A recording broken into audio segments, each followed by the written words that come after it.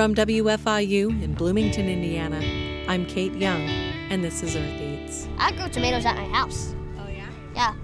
My mom's such a good shot, she was shooting cherry tomatoes off their stems. This week on the show, it's back to school and into the garden. We meet kids in an after-school garden club at Benjamin Franklin Elementary in Terre Haute, Indiana. And we drop into a multi-age classroom in Bloomington where kids work with a chef to craft a garden-to-table snack for their whole classroom. And later in the show, we'll make a pie that's easier than pie. All that and more is just ahead, so stay with us.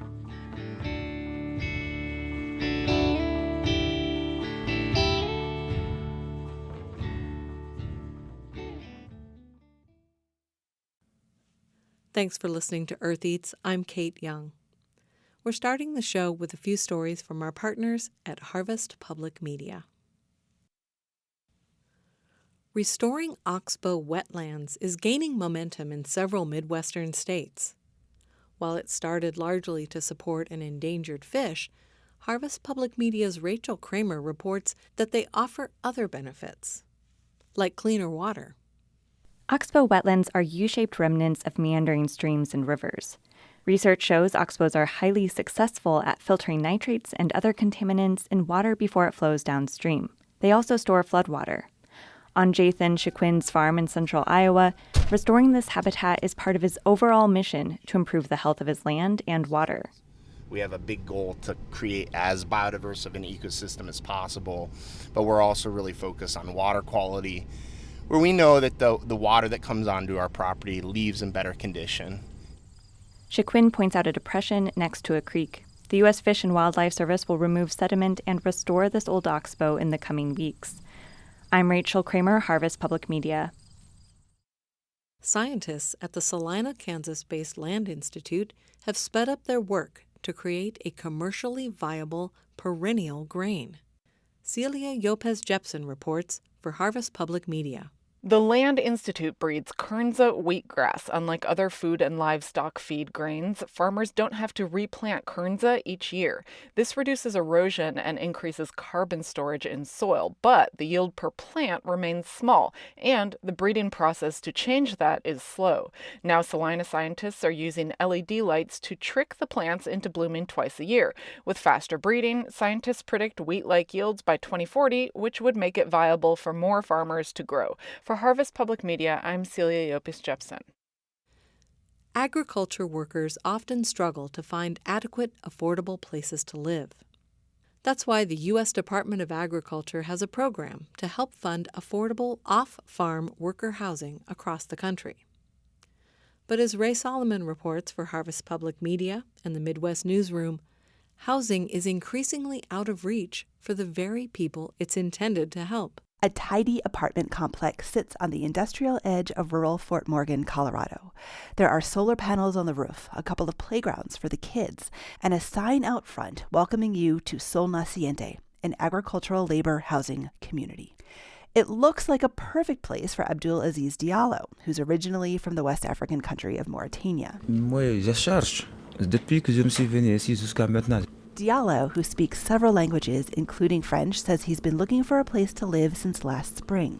That's when he moved to Fort Morgan for a job at the local meatpacking plant. But when he approached Sol Naciente about an open unit, they said he might be an ag worker, but his income was too high. He says apart from Sol Naciente, housing here is in short supply and too expensive. So he's been bouncing around, staying with different friends and acquaintances. And according to Arturo Alvarado, head of the Community Resources Housing and Development Corporation, the nonprofit that developed and manages Sol Naciente, Diallo's experience is a common one. What we're finding in the Fort Morgan area where Sol Naciente is that a lot of the agriculture workers are making over the income that qualifies to live in the properties. Sol Naciente was built with federal support in 2016. It's part of the USDA's off-farm labor housing program that funds affordable rentals for very low to moderate income ag workers. That means the federal government dictates who can live there. Tenants have to work in agriculture. They need documentation, and there are strict caps on household income. Alvarado says that's the problem. In practice, those restrictions disqualify most of the local ag workforce the program is designed to help. The income restrictions are making it hard for us to fill all the units. It's also hard for local employers. The lack of workforce housing keeps open positions perpetually unfilled.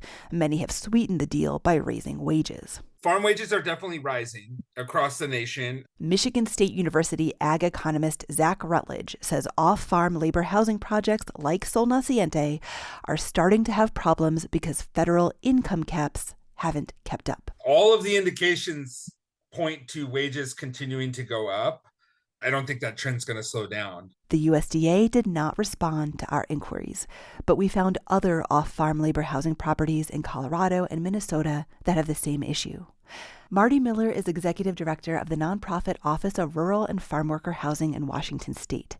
He says ag workers in Washington, Oregon, California, and Texas are also affected. They make too much for the low-income housing, but they still can't afford market rate housing. He says the federal income caps mean housing providers can't fill their empty ag worker units. When we're in the middle of a housing crisis, people can't afford places to live, and there can be good quality available units, but they have a hard time finding someone eligible to live there. Miller wants to see the USDA raise income caps for farm labor housing.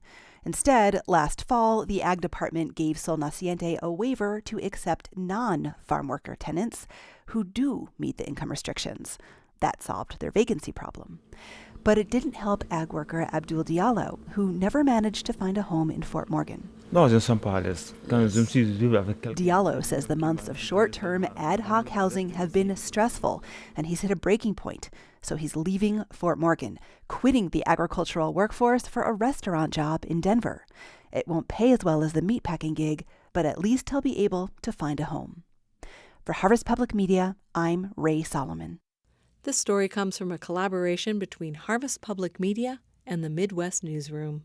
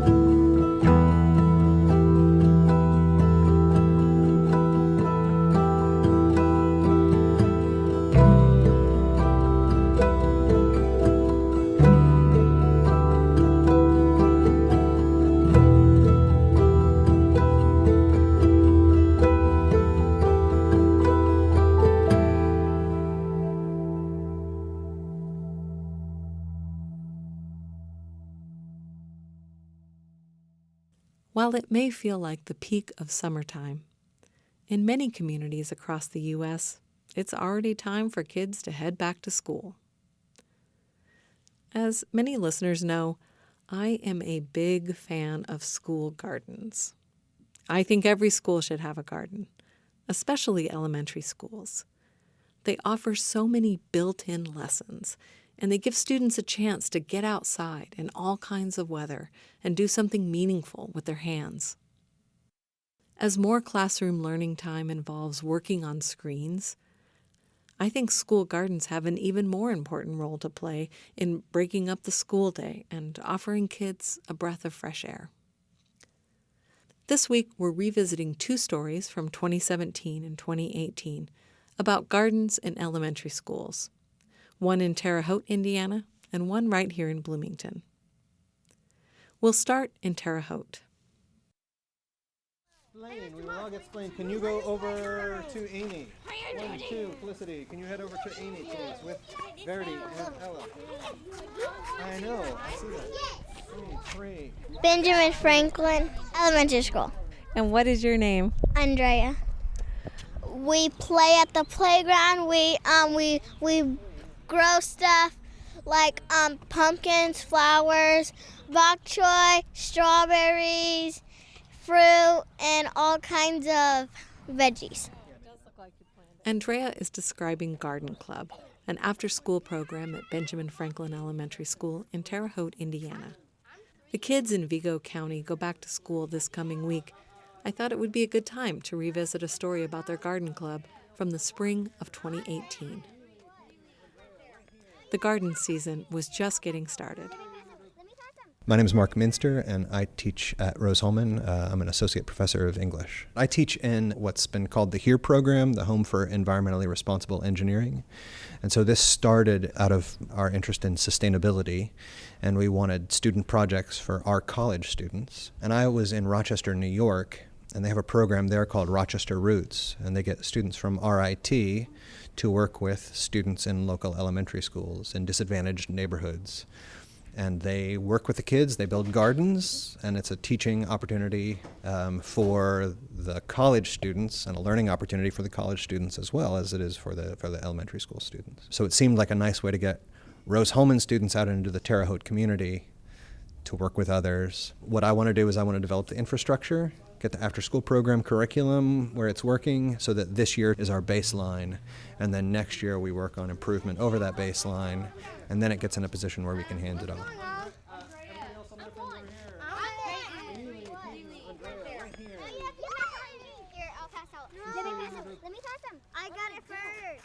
We are out here Tuesdays and Thursday afternoons, 25 weeks during the year. You know, they're inside all day, so it's nice to be able to get them outside as much as possible. We actually have ponchos for the kids in case, so that if the weather's warm enough, and even if it's raining, we're okay with that. We meet for 2 hours. It would be nice, I guess, to go just a little bit longer for people who work till 5, but we also don't want to overdo it because, again, kids have been in school all day. Actually, had a teacher say it's nice that at the end of a day of being in school, they can really do some learning. Which is it's a dark way of looking at it, but what's nice about what we're doing is even though we are also tied to Indiana academic standards, ours is totally inquiry-based. We have things that we want them to learn, but we don't have to do it, right? They're not tested on any of this, and so if a kid comes up with a question, like, why is this growing and not that, we can run with that and we can explore that. And so we can like whatever comes up, we can follow their questions, which to me is the foundation of learning for science, right? Is just exploring what are their questions. Mm-hmm. So that's the payoff for us from Rose-Hulman's side of things, is from the science, technology, engineering, and math side. What do you do with inquiry? Like, where do those questions come from? And then what could you do? Like, so you're having problems with your tomatoes. Well, what do you think is causing those problems? Why are they purple? Why are they yellow? Should they be? Should the stems be so purple? And we can research that, and we can compare, and we can test. That's from the science side of things. And then when it comes to solving them, well, what could we do to solve that? That's a little bit of science, but it's also a little bit of engineering, right? What solutions can we have to this? Do we need new drip? Do we need new soil? Do we need better lighting? Do we need a better location? It's problem solving. So, and it's problem solving you can eat. We get to eat some of what we've grown, which is really nice. Last fall, we harvested corn that we had planted over there in a Three Sisters garden. So we'd mounded it up and did the indigenous style of corn, beans, and squash. And we made cornbread from the corn that we grew. We grew blue corn, cornmeal corn, and we grew popcorn, and we ate the popcorn. And then we cooked up the beans, and we ate pumpkin muffins and ate pumpkin seeds, so all that stuff got consumed. And we try to fold in what it is that we're talking about with what we're eating. So this week, for instance, we're talking about potatoes. So we have a book that we'll read about potatoes. I've got some hash browns in there that we'll eat. And later today, they're going to cut seed potatoes. We'll cut them today, and then we'll plant the seed potatoes on Thursday.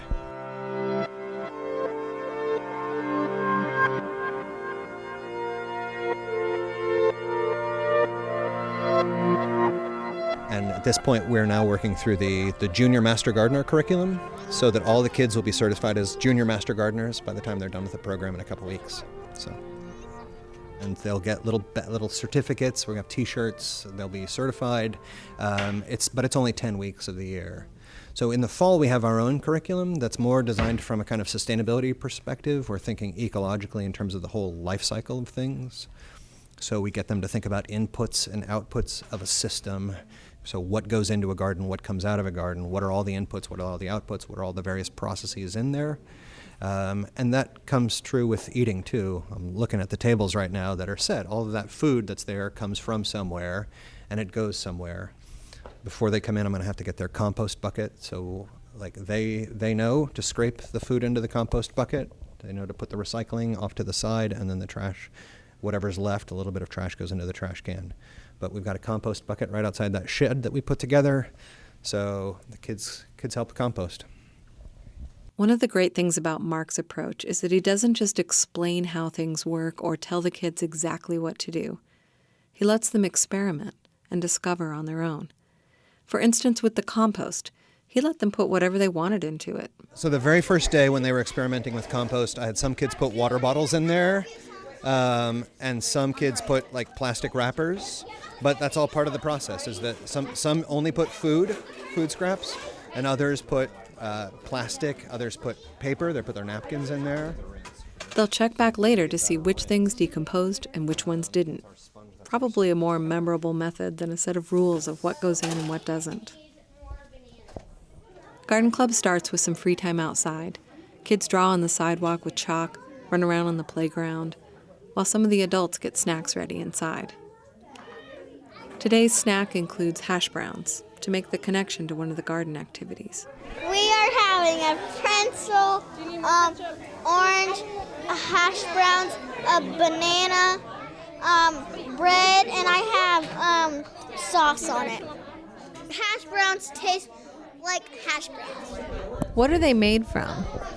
They're made out of hash browns and potatoes, because hash browns are made out of potatoes. After their snack is cleaned up, they gather around one of the college students for a story about, you guessed it, potatoes.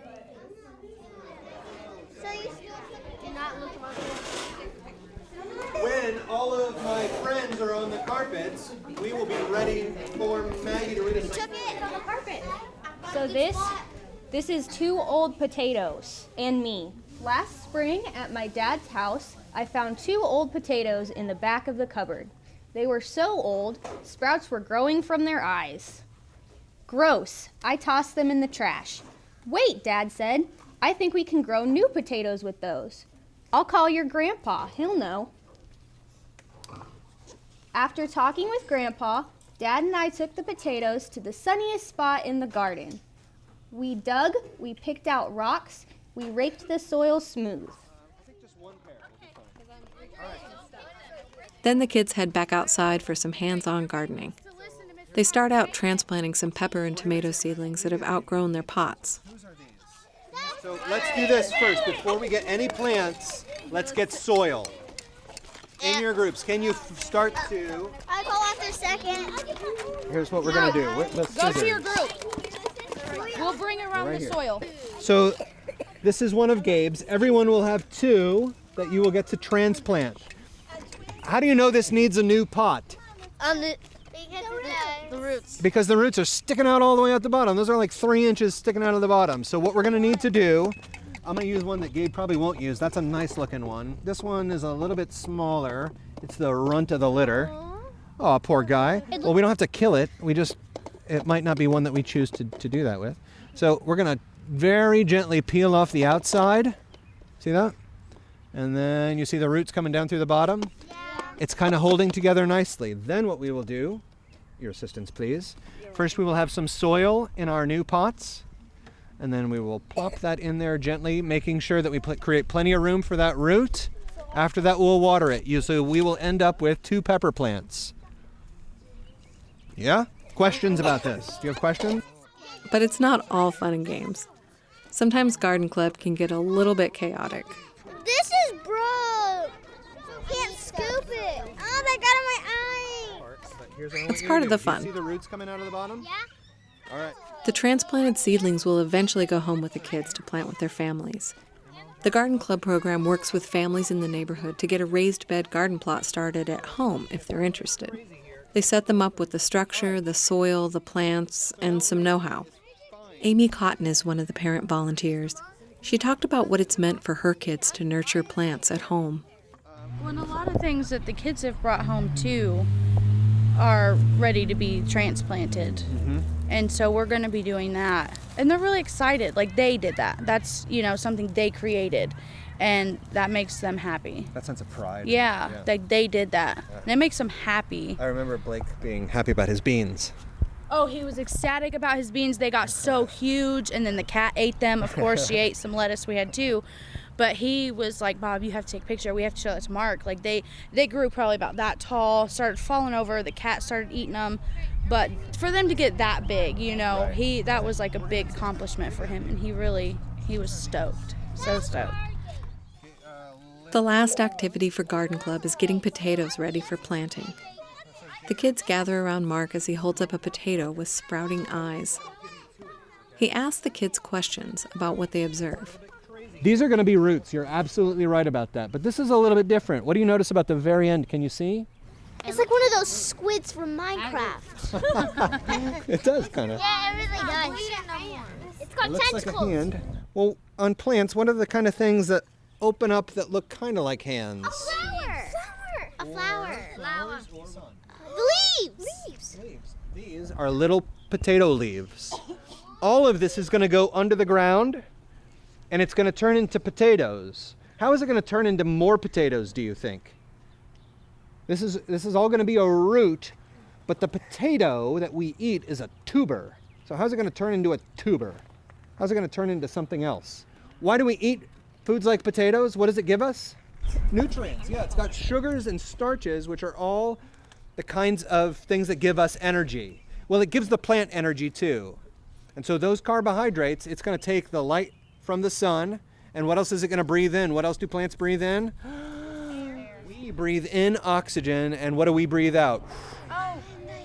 It's carbon dioxide. Carbon dioxide. Excellent. Yeah, and plants breathe in carbon dioxide. So they're going to take that carbon dioxide and that light and that energy, and that's going to turn into potatoes. So from this one potato, we can get as many as it decides to make. But you know what? We can get more than that, because everywhere there is an eye on this potato can be a different potato plant. So what we have to do before we plant this is to cut it and let that be. There's going to be one potato plant. Two potato plant. Did you ever do that thing where you say 1 potato, 2 potato, 3 potato, 4?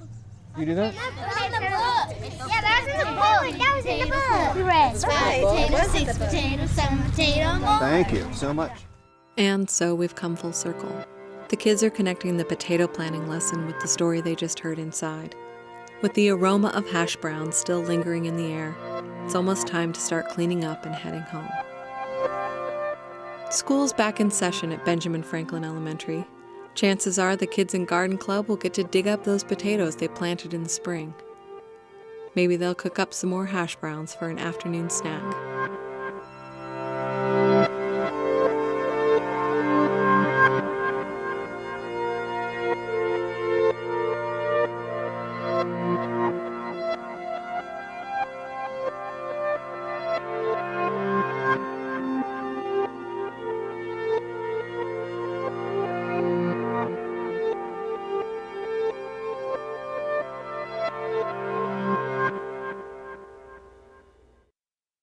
Next up, we visit a multi-age classroom where students make their own snack from food harvested directly from their school garden.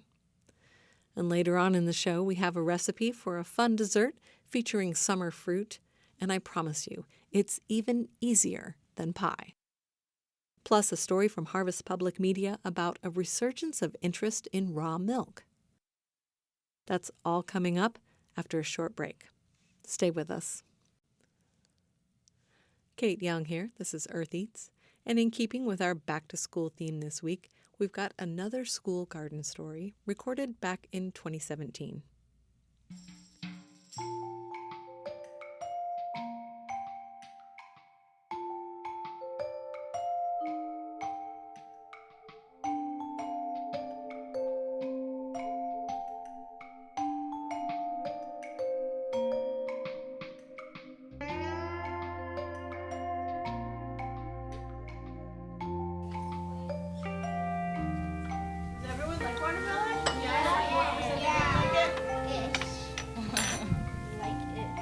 We're visiting a unique multi-age classroom with 3 teachers and students from kindergarten to 6th grade. On Thursday afternoons in this classroom, students get to choose an activity from a range of options called invitations. Some of the activities are led by invited guests, some are student-led. Anything from origami to great artists to native plants. One of the activities this week is Cooking with Erica. Erica Yoakum, chef and owner of a local restaurant, Feast, is making watermelon smoothies with a group of kids using ingredients from their own school garden. Do you know where these watermelon came from? I think our garden is where they came from. And it took like 5 months to grow. It took forever. They ended up with a total of 5 fairly good-sized watermelons. They planted the watermelon in the spring semester and harvested it last week. Look at this watermelon you guys grew in your garden. That one looks really good. I didn't take a bite of it already. It was so good. Remember to put your... Whoa, oh my God. Gorgeous. Oh my God, it smells so good. They start by prepping the garden fresh watermelon.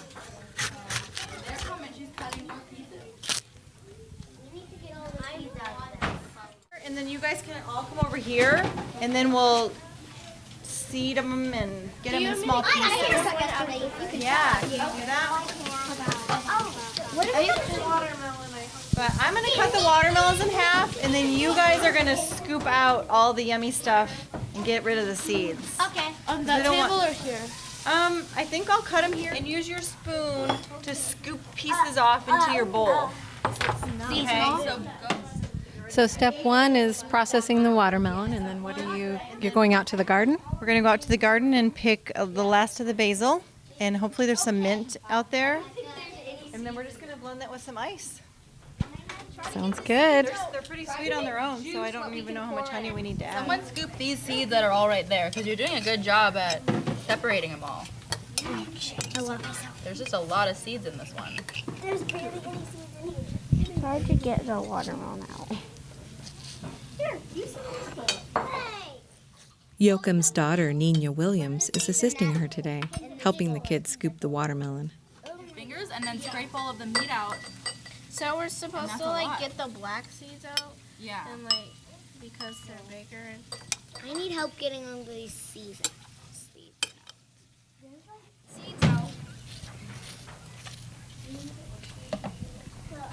Yeah, okay, dump first the of all, juice in. oh, seeds. Come on. Is that the good stuff? Lift it up and pour it in. We're kids. We're not professional cookers. We don't go out and cook the watermelon shakes for the singer. I cook pancakes for my so good. What did you taste? We tasted some watermelon and it tastes really good. Do you know where the watermelon came from? The garden. As soon as you get your watermelon clean, we're going to head to the garden and Don't let the seeds get I'm trying to get basil. That'd be good. It's time to head out to the garden for a few more ingredients. Really strong and can carry one of these. I feel really strong. The whole way there? I'm a football player. Another one?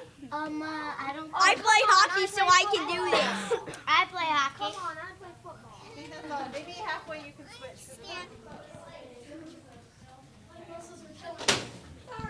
Muscles hurt. Muscles hurt. Muscles hurt. Muscles hurt. There's people out here.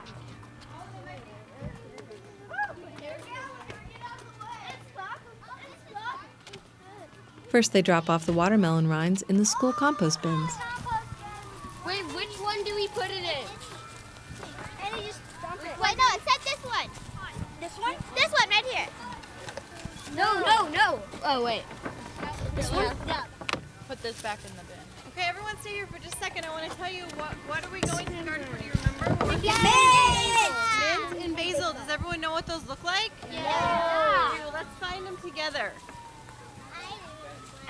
Wait, in the garden or just out here? One of the classroom teachers, Kevin Gallagher, is already out in the garden with a group of kids. They're cleaning up the green bean bed. Mint and basil. I found it.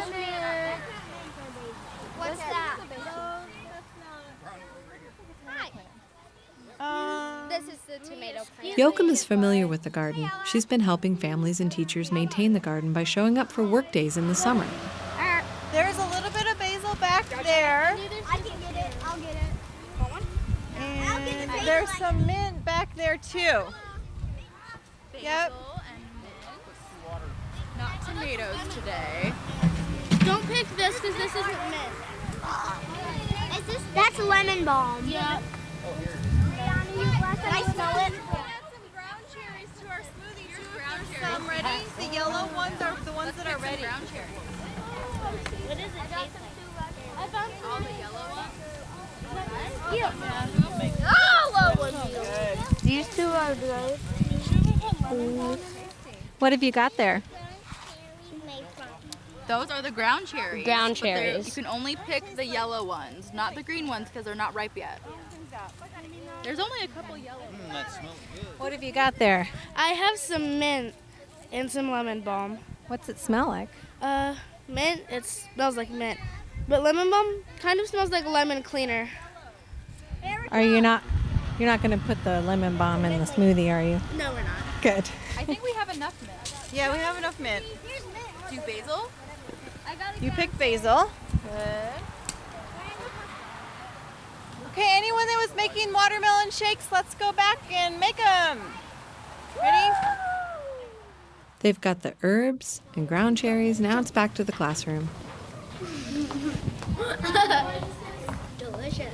The onions are delicious. Ooh, they should serve them at feast. We need to get the ground cherries out of their little Hiding papery shells. So They're hiding people can peel the ground cherries and you can throw them right in with the watermelons. Just the cherry part, not the paper. And then They had to go in there. Where are these? I want to try ground cherries. Oh. You want to try one? Can you try them? Huh? You want to try one? Can I help? Are we allowed to have one? Yeah. Huh? I'll go. Yeah, sure. Can I help pour in honey? you can be the first one. We're going to make a few batches. We don't need a lot. When cooking with kids, everyone wants a turn at each and every part of the process. Laura, come on over here and you can put some watermelon in. Brianna, you can grab 5 strawberries. Can I grab some strawberries? You can grab some of the herbs. Over here, some of the basil. Yeah, can I do strawberries? Wait, can I put some basil in? They're up to number 32. After she puts a little bit of the watermelon in. Have a piece of ice. Here's a blue spoon. They fill the blender with watermelon, strawberries, ground cherries, mint, basil, honey, and ice.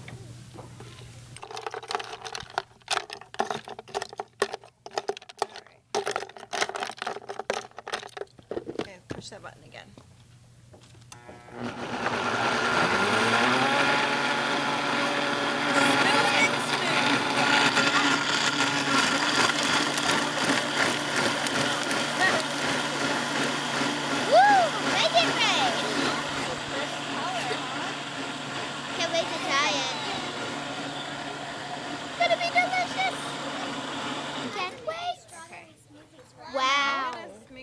Finally, they get to try it. Keep making more. Okay. So great. That mint really blends in with it. I want another so badly. They took our stuff kindly. Like it? Very, very, very much. So what did you think? Did you really like it? Yeah, I loved it. Really, really, really, really, really, really good. It's really good. You liked it? What was your favorite part of making it? Going to the garden. You like going to the garden? Yeah. Cooking together allows for great conversation. I actually thought it was going to be fun. Yeah. Because it looked fun the first few times that we did it. It's always fun when you make food. Mm-hmm. Then you can eat it. Yeah, that's the fun part. Yeah. I loved it when I was a 2-year-old because I would get out a big bowl and I would just put a whole bunch of random things I found in the kitchen in it. And then I would put water and milk in it. And then I did that too, actually. And I would put a whole bunch of random things I found in the kitchen You in made it. like soup? Yeah. But Did you I eat didn't. it? No. Neither Not did I. that dumb. Go ahead.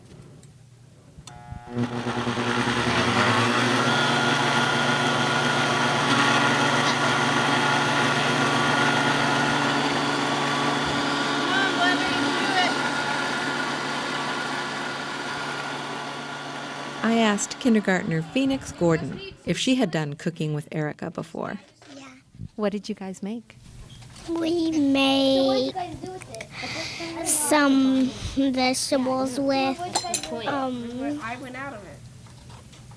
some salsa. Oh, you made salsa. Did you get to taste it? You always taste it, but you get like a It was good. Erica Yoakum started the garden to table sessions in the classroom this fall. What other things have you made with the kids this year? So we started out making salsa with all the different cherry tomatoes, and we put ground cherries in the salsa. We've been putting those in everything. And they had some nice jalapenos growing in the garden, so we did jalapeno and basil, I think we put in, and some of the mint too. And then the next week we made pesto with all the basil, and we got the garlic that was curing in the shed, which was great. This week we did our watermelon shake, and I think we're going to do something with pears next week. I don't know what though, something that doesn't involve an oven. There's green beans too, I think, unless they got those, so we might do something with green beans. So how long have you been working with the kids at Templeton? About a month now. It's been really fun. They're the most excited sous chefs I've ever had. And what inspired you to get involved? Definitely Alice Waters' visit kind of just re-established the feeling that I already had that schools should have gardens for their kids to be at least part of, to see the progression of growing things and being part of it. And then the restaurant being across the street just felt like a no-brainer. So, yeah. Should I put more water? Yeah, all the way up to number 32. Who hasn't put anything in the blender yet? Okay, you've been cutting those, so you're going to do the honey, okay? This is just the first time we're going to run the blender lots of times because we have to make some for everybody. Can I help pour an ice? Find a cup. Nina, can you bring the cup? Now remember, this multi-age classroom has 3 teachers and kids from kindergarten to 6th grade. The total number of students is 71. The group wants to offer a sample to each child in the classroom. Yeah. 8 times 6, anybody know that? 8 times 6 equals 48. Yeah, there's 48 so far. 1, 2, 3, 4, 5. Once the watermelon smoothie is poured into the cups, the kids in the group start distributing to the students in the other rooms who are working on different projects. You can everyone that made one, you can try it. That whole room has smoothies. Layla Burgess was working on a cat painting in the K-2 room and had this to say about the watermelon smoothie. I thought it was good with the mixtures of mint and honey in it. Here's 6th grader Ella Pierce. My hands haven't been covered in a watermelon until today. How's it feel? It feels pretty good. An update on this piece, Chef Erica Yoakum organized a fundraising dinner to benefit the school garden. As a result, the teachers had new raised beds built in the garden, which turns out are a lot easier to maintain. The students in the classroom have enjoyed several dishes from the garden already this school year. And full disclosure, my son used to be a part of this classroom, and I've helped out with this garden. We've got the recipe for watermelon shakes at eartheats.org.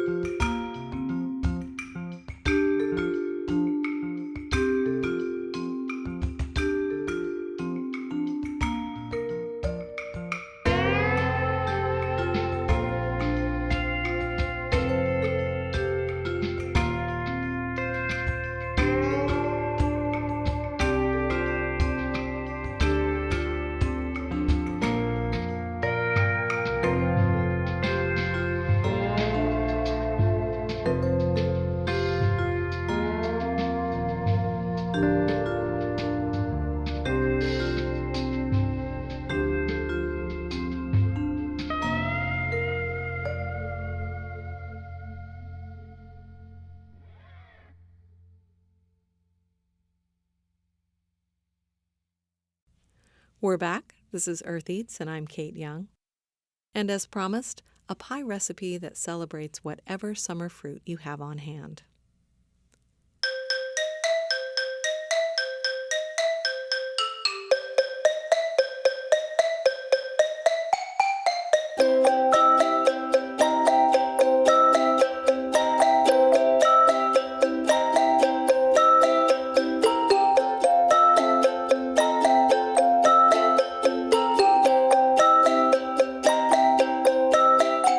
Summer is peak fruit pie season. I've been making galettes lately. They're a rustic freeform pie where you skip the pie pan and simply fold your pie pastry around the fruit filling, leaving an open middle.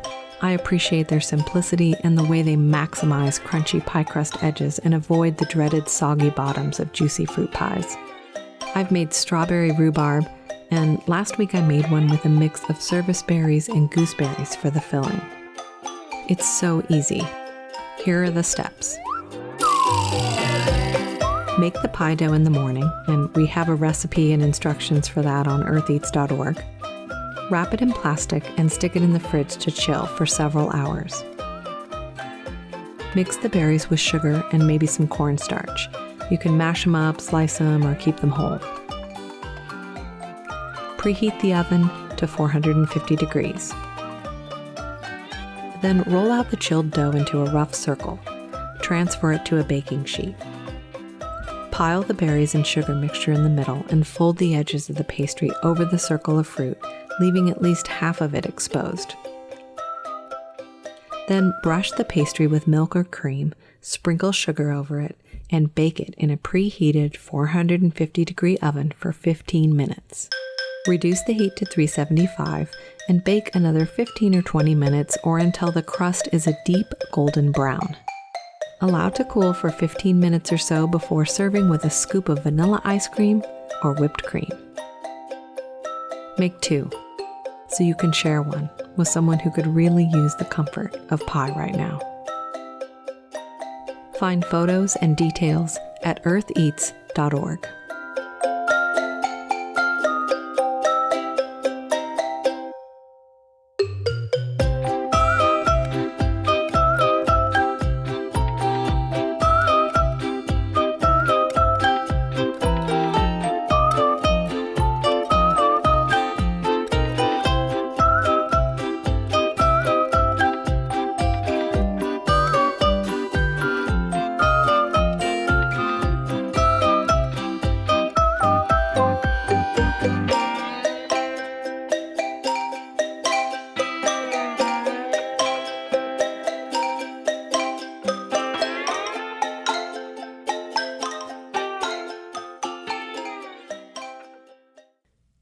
Raw milk has seen a rise in popularity in recent years. More than 30 states allow its sale for human consumption in some form, including Missouri, Kansas, Iowa, and Illinois. Now, a recent outbreak of bird flu in dairy cattle has raised new health concerns with consuming the product. Harvest Public Media's Skylar Rossi reports on what that means for people producing and drinking raw milk.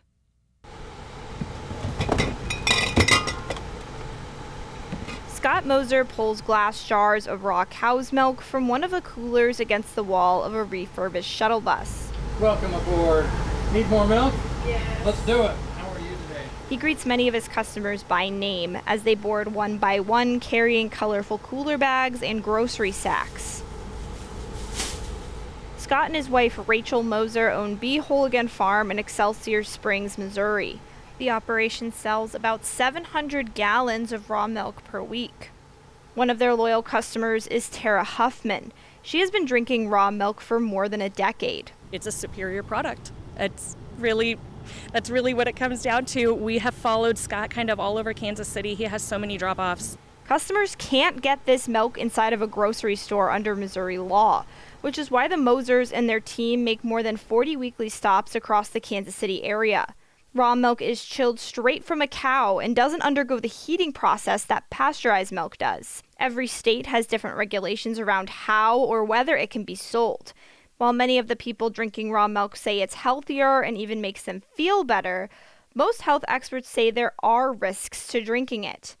Cornell University dairy foods microbiologist Nicole Martin can name a long list of possible pathogens. We know we can find Listeria and Salmonella, E. coli, Campylobacter, a variety of different types of bacteria that can make people ill. And now the emergence of bird flu in dairy cows is raising more concerns. Testing shows that bird flu is present in sick cows' milk. There's no evidence yet that humans can contract the virus through drinking raw milk. But Martin says bird flu in dairy cattle is new, and there are unanswered questions about how the virus can spread. We don't know enough yet to say there is no risk, and therefore the approach at this point is there should be increased caution. The U.S. Food and Drug Administration is encouraging states to monitor or even halt the sale of raw milk products. Still, the demand for raw milk is strong. Recent data from market research firm Nielsen IQ found that sales of raw milk have increased despite recent bird flu cases in dairy cows and the FDA's warnings. In Iowa, fourth-generation dairy farmer Jay Schonbacher says news of the virus caused a slight dip in his raw milk sales in May, but they've since recovered. With bird flu cases in the state, he says he's monitoring his herd, speaking with his vet each week, and he's increased biosecurity measures. The last thing we want to do is give raw milk a bad reputation, right? So, we don't want people getting sick from our product. We're doing everything we can to make the product healthy. In Missouri, where there have been no bird flu cases in cows, the Mosers say they are consistently seeing new customers place orders. Rachel Moser says the farm closely tests milk from each quarter of each cow's udder. She says the farm is her livelihood and her customers are like family. She even names some of her cows after her longtime buyers. Most of my customers, they trust that we are doing everything in our power to keep our product extremely safe and that we're vigilant and that they trust that we've got their best interest at heart. Moser says many of her customers are more worried about state officials stopping the sale of raw milk than they are about getting sick. I'm Skylar Rossi, Harvest Public Media. That story comes to you from our partners at Harvest Public Media, a reporting collective covering food and farming in the Midwest and Great Plains. Find more at harvestpublicmedia.org.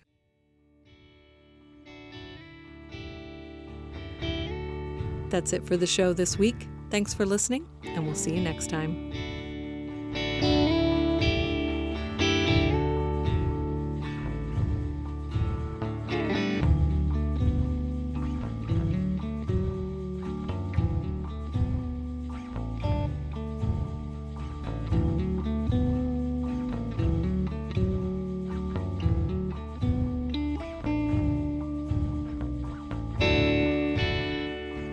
If you're craving more Earth Eats in your life, subscribe to our podcast and sign up to receive our newsletter, the Earth Eats Digest. It comes to your inbox about once a month with seasonal thoughts from the mind of your host, Kate Young, that's me, plus a selection of recipes from the Earth Eats archive, notes on recent episodes, and more.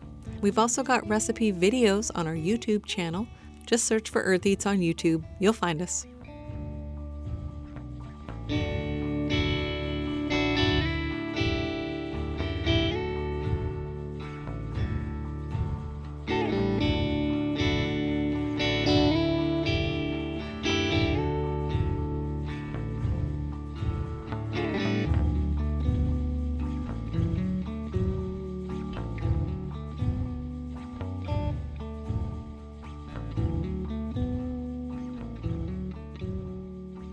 The Earth Eats team includes Eobon Binder, Alexis Carvajal, Alex Chambers, Toby Foster, Daniela Richardson, Samantha Schemenauer, Peyton Whaley, and Harvest Public Media. Special thanks this week to Mark Minster and everyone at Benjamin Franklin's Garden Club, Erica Yoakum, and everyone at Templeton Elementary's multi-age classroom. Earth Eats is produced and edited by me, Kate Young. Our theme music is composed by Aaron Toby and performed by Aaron and Matt Toby. Additional music on the show comes to us from Universal Production Music. Our executive producer is Eric Bolstridge.